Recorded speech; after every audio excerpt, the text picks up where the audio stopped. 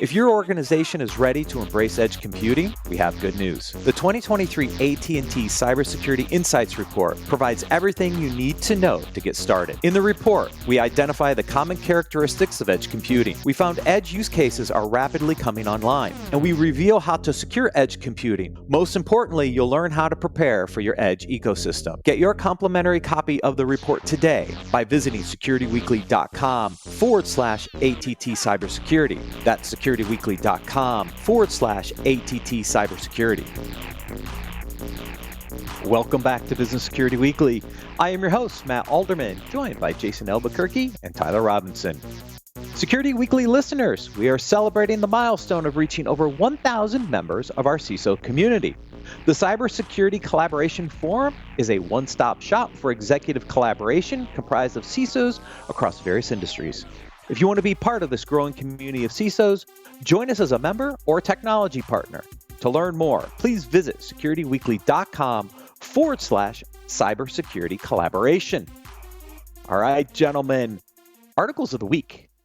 And I teed this first one up a little bit in the first segment because the title of the story, what's the actual title? Cybersecurity should be a business priority for CEOs.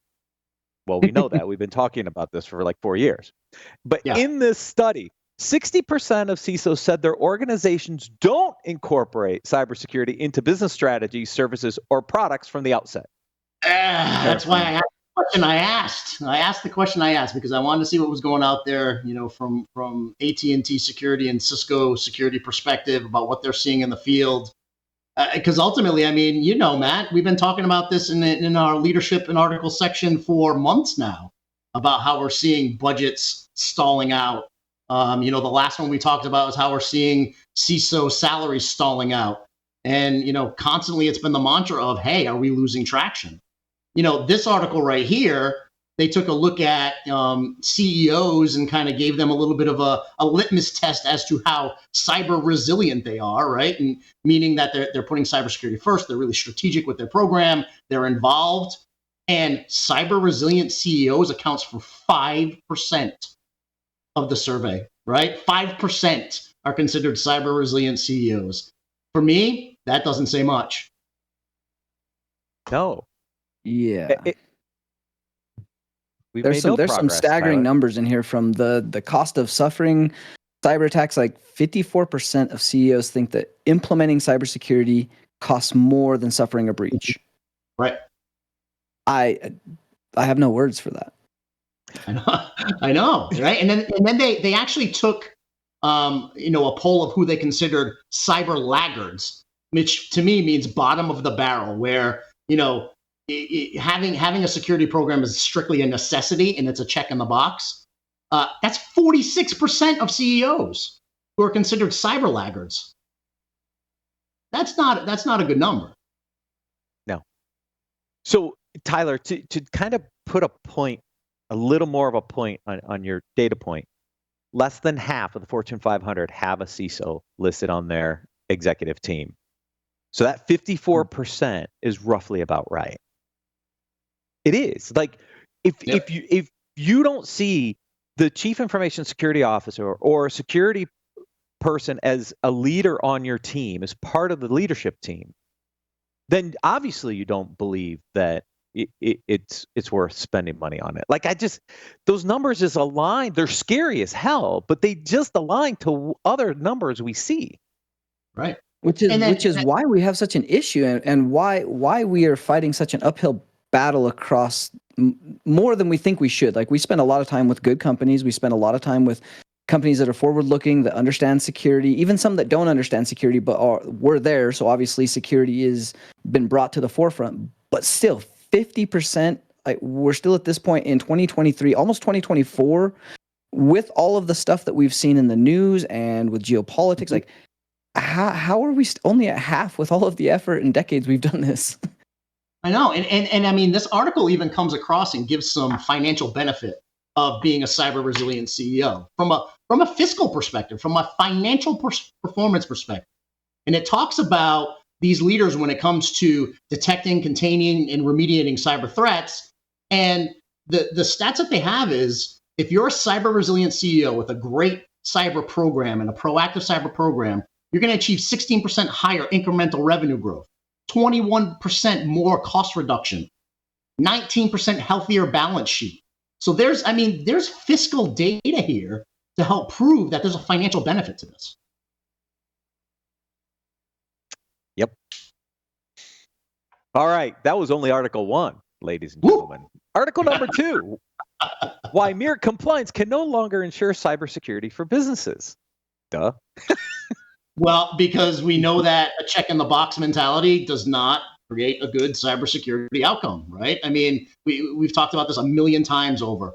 Compliance should be a byproduct of a strong security program. That's it, plain and simple, right?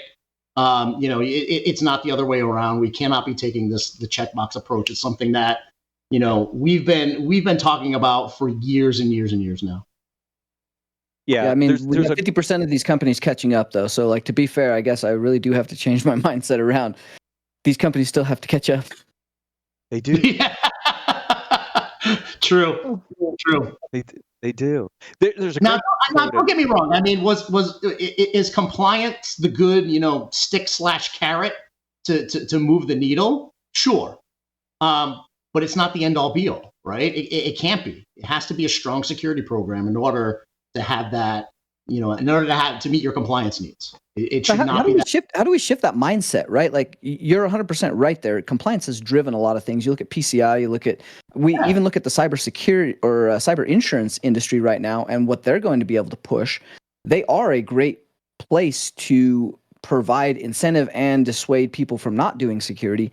But how do we change that mindset so people don't think compliance equals security, and or that they're not getting to a point that is secure? They're not because they're compliant, they are now secure and the job is done. Like, the continual evolution of what security has to be and the overall understanding of this is going to perpetually be something you have to deal with, have a program for, address, have the mindset, build a culture into a company, all of these things. How do we change that mindset and dynamic and conversation so that there's not confusion when they think that they've gotten compliance, now they're done spending money and they are secure and they're not going to get breached?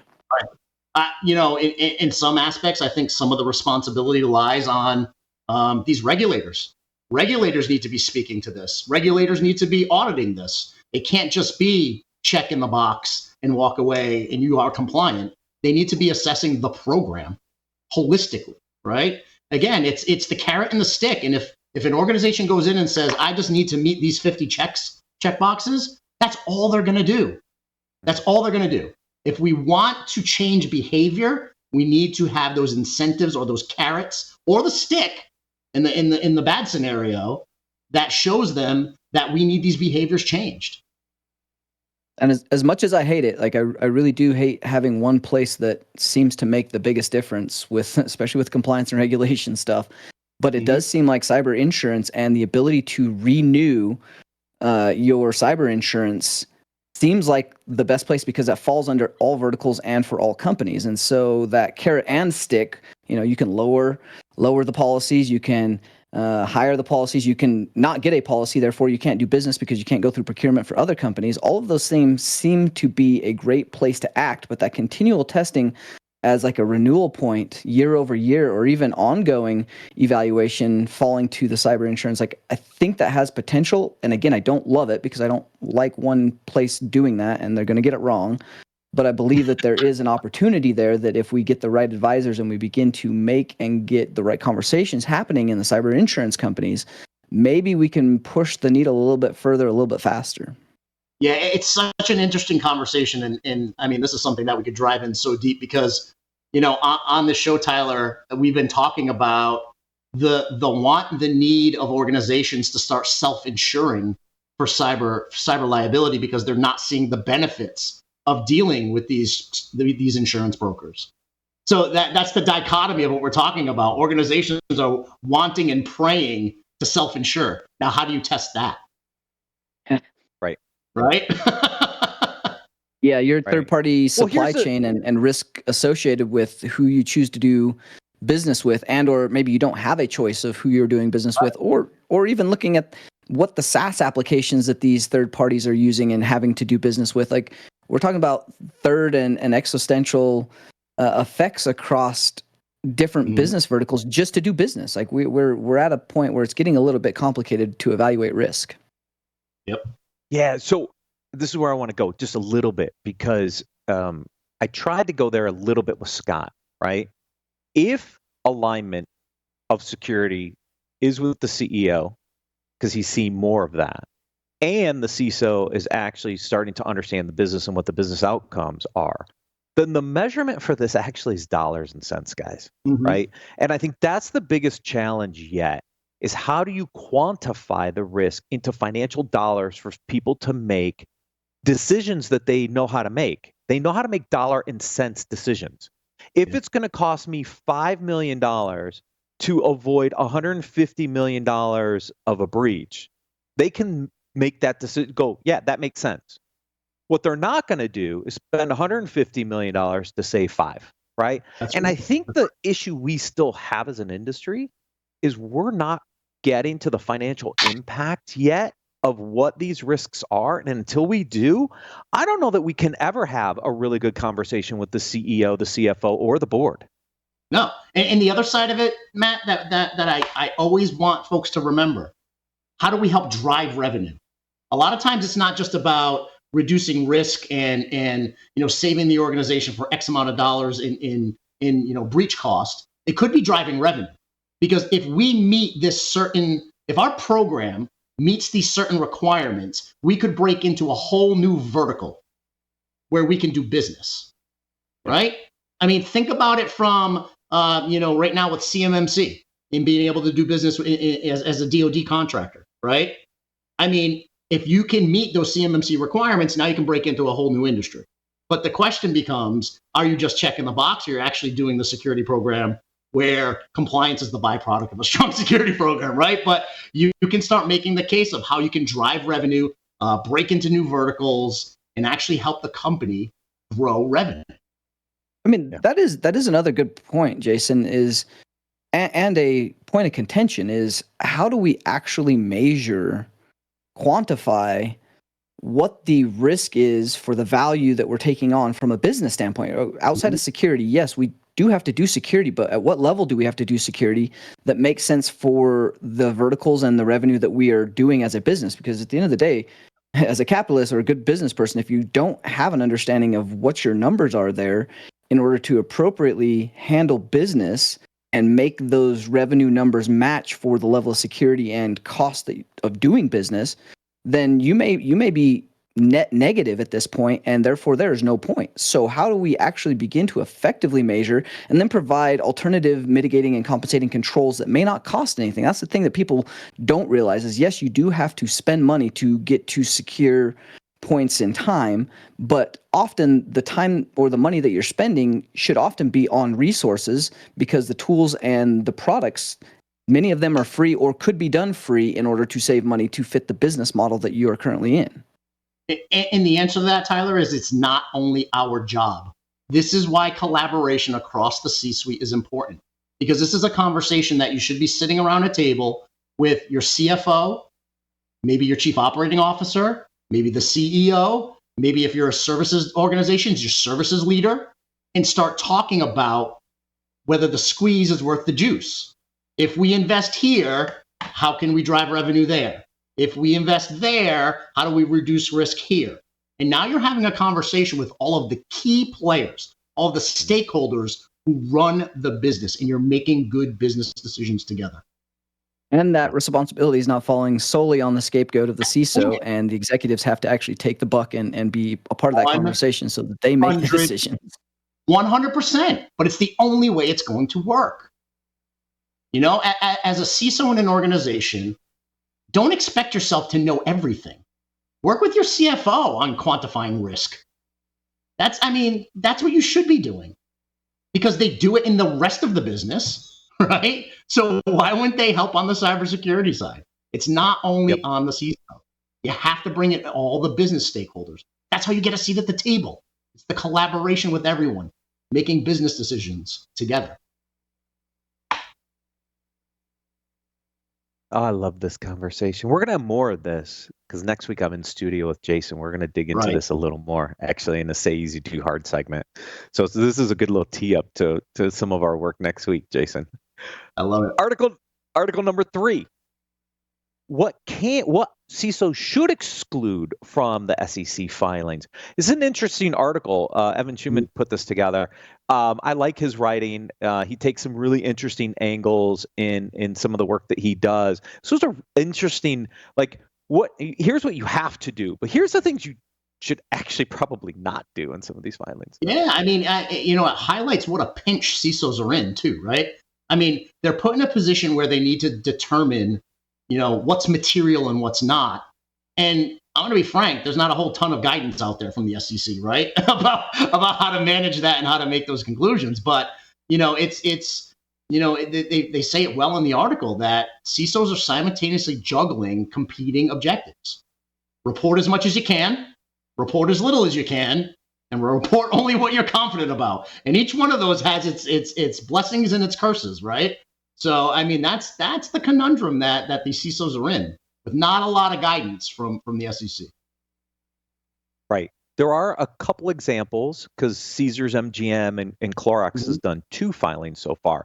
So there are some examples. They're all very different. This article points out, these are very different situations. But we do have a couple initial filings that people can use as maybe a little bit of guidance. But I agree. The CISO's in a pickle with this one. Mm-hmm. Yeah. I hope those don't stand for the precedence that needs to happen either, because yes, there's some great examples in there and they've done a few things right, but there's a lot of lessons learned in both of those incidents.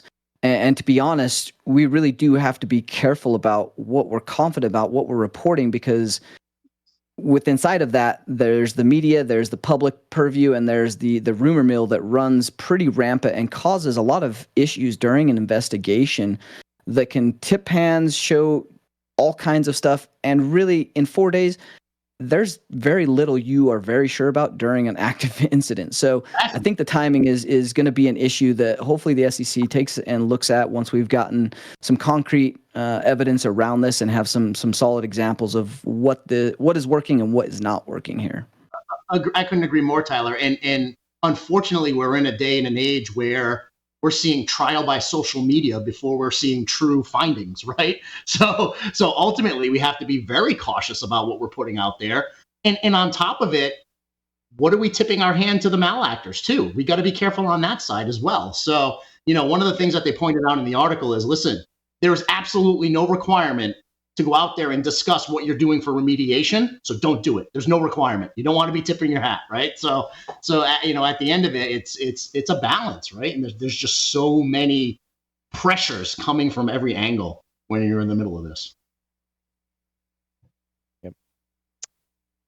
Next article. This is the IronNet collapse, and I brought this article in. We're going to do Security Money, I think, in a couple weeks.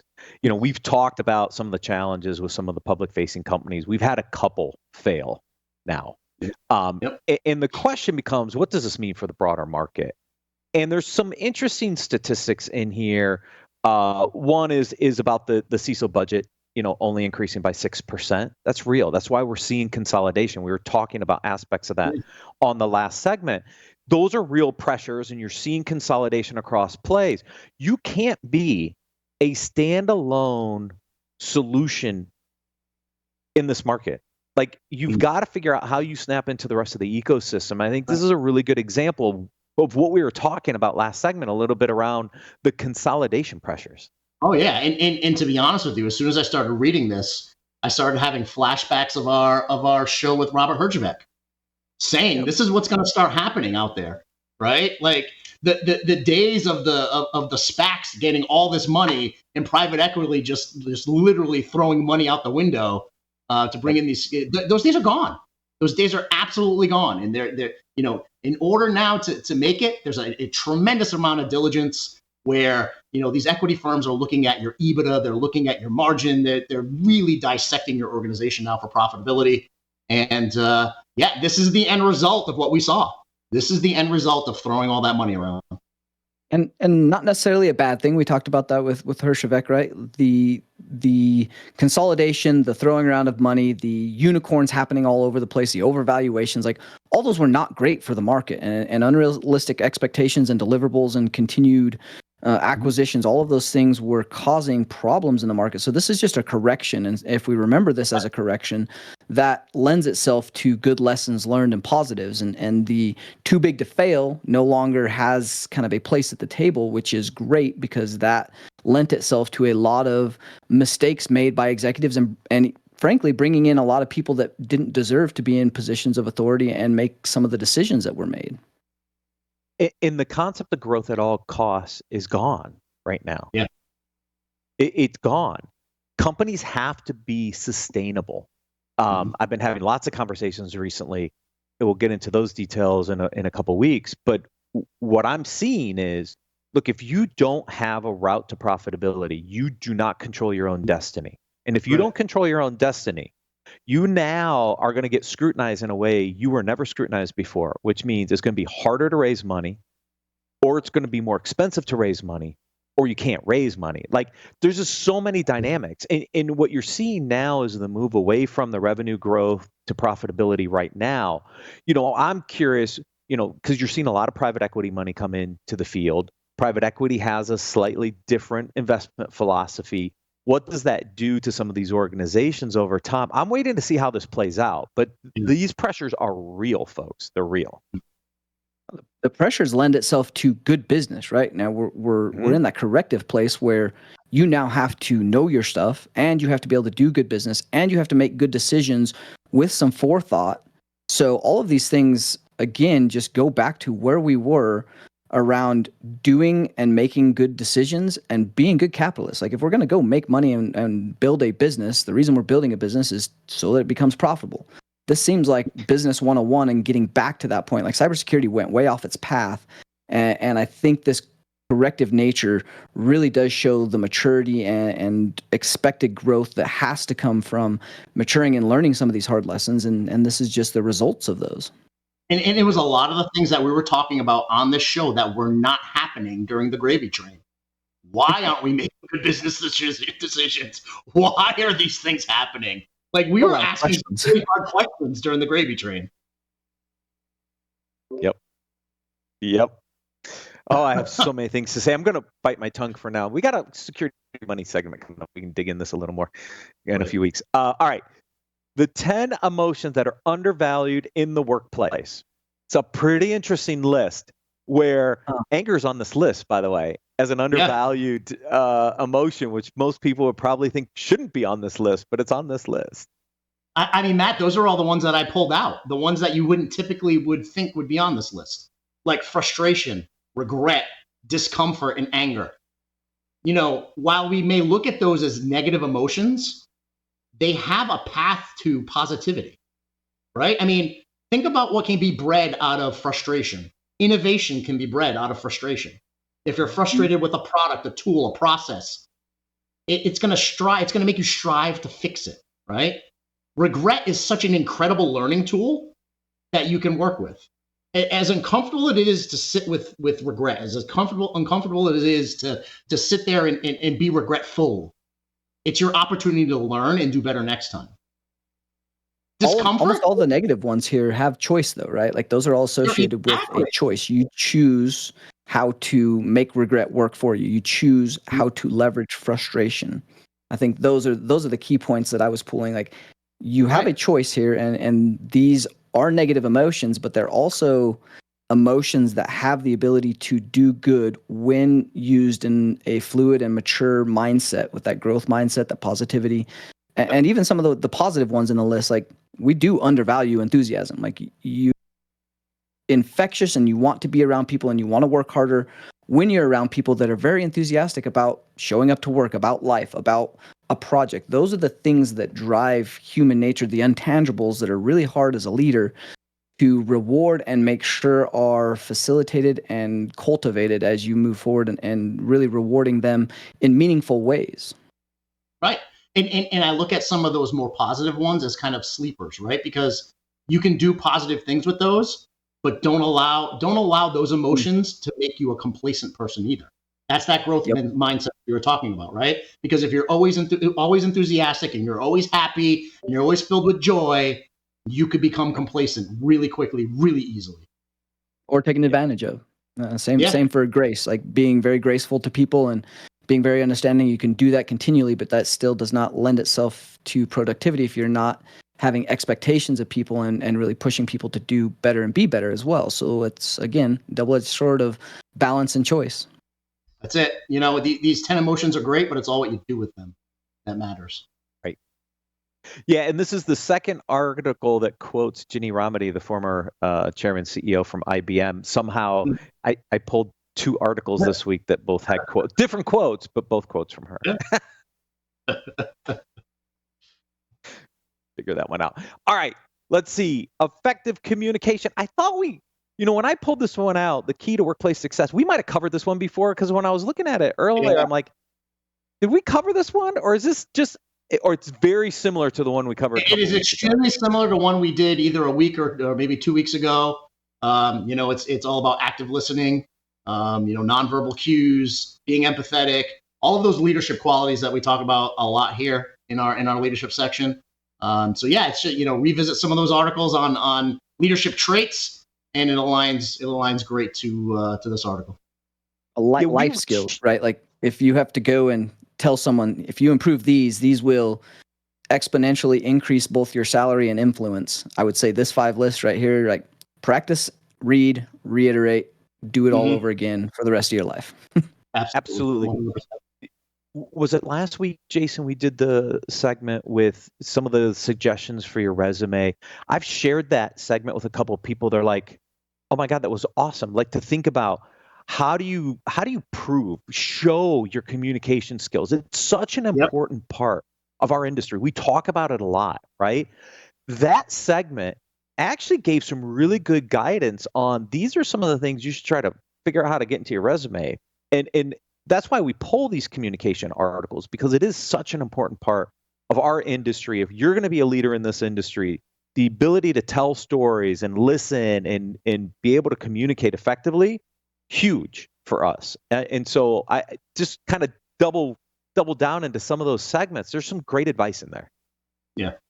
I mean, these leadership traits are what's going to propel you to the next phase of your career, right? Because again, we keep talking about at the highest levels of cybersecurity being aligned to the business. Well, being aligned to the business means sitting at the table with executives who are managing multi-million-dollar businesses, right? And those folks have a certain communication skill set. They have a certain way of managing business. They have a certain way of interacting with each other.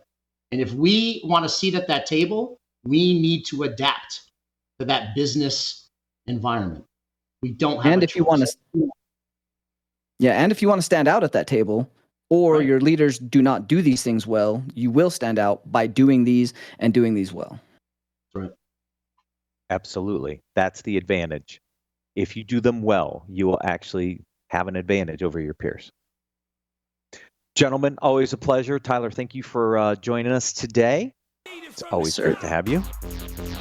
Thank you, everyone, for watching and listening. We'll see you next week on Business Security Weekly.